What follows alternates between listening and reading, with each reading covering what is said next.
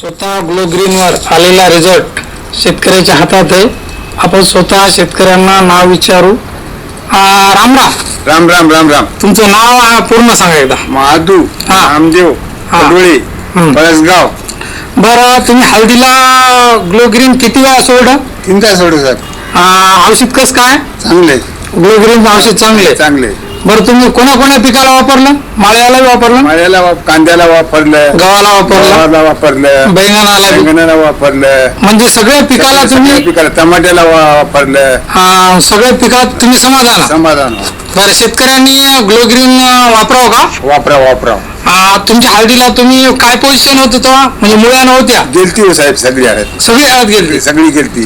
तर आता हे तुमच्या हातातलं एवढं पोझिशन आहे. हो, स्वतः शेतकरी सांगतात की माझी हळद गेली होती, सगळी नासून गेलती हळद. हा, तर ग्लो ग्रीन यांनी 3 वेळा सोडून आज त्यांच्या हातामध्ये रिझल्ट आहे. ज्यांना ग्लो ग्रीन पाहिजे असेल तर त्यांना माझा कॉन्टॅक्ट नंबर घ्या, 77 56 86 16 07.